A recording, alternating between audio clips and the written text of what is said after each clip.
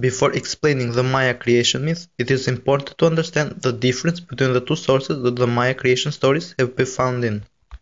I should totally have done this for the other myths, but anyway, let's continue. These sources include the Popol Vuh and the books of Chilham Barlam. The Popol Vuh is associated with the Quiche Mayan tribe, which lived in what is today Guatemala. It contains texts about human creation, prophecies, and traditional myths and histories. The books of Chilham Barlam are normally associated with the lowland Maya of the Yucatan area of Mexico. There are several books of Chilham Barlam, which are named for the area in which they were written. These books date to colonial Spanish times, around 1500 CE, and there is a clear influence of Spanish colonialism on these creation stories. So, like most of the creation myths, even the Maya one starts with stillness, silent and dark waters. There was no land, no light, no plants, no people, and no animals. In the Popol Vuh, the creation of the earth is said to have been a deed of Huracan, the wind and sky god. He had help from 6 other deities, the Framer and the Shaper, Tepeo and Cuculan, along with Xpiacoc and Xumucane. The sea and sky were not the only places in the Maya universe. Below the sea was a region called Xibalba, meaning place of right, that was ruled by two gods, called One Death and Seven Death. The sky and earth connected, which left no space for any beings or vegetation to grow. In order to make space, a ceiba tree was planted. The tree grew roots in all levels of the underworld, and its branches grew into the upper world. The tree trunk grew to leave space on earth for animals, plants, and humans. According to Maya belief, plants and then animals were created before the humans. The gods were not satisfied with only the animals, because they could not speak to honor and worship them. The first creation saw the people who were made of mud. The mud people were not the most productive, as many were not able to think in the capacity that modern-day humans do, and according to Mayan sacred texts, these men spoke but had no mind. They could not move because they were made of mud, and they also were not technically mortal.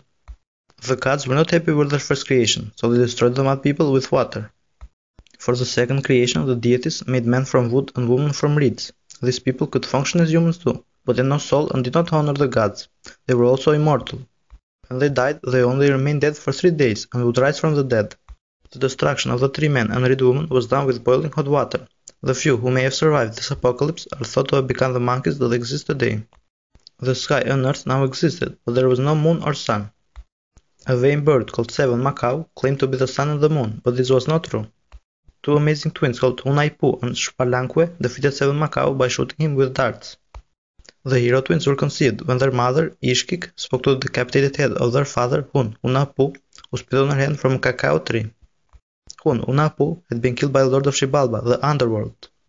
The hero twins were great ball players, and to bring their father back to life, they challenged the Lord of the Underworld to a game in Xibalba. The twins were permitted to play the ball game only after they had survived the dangerous trial set for them in the underworld. Using great skill and cunning, the twins won the ball game, and this allowed their slave father to come back to life as the maize god. The hero twins left Xibalba and climbed up to the surface on the earth. They continued up into the sky, becoming the sun and the moon. Now that the sun and the moon were in the sky and illuminated the earth, the deities created the final form of the human beings. After destroying the 3 men, Huracan walked until he found a field full of corn. He and Gugumatz, the plum serpent, handed the corn to Xmucane, who mixed corn with water to make dough.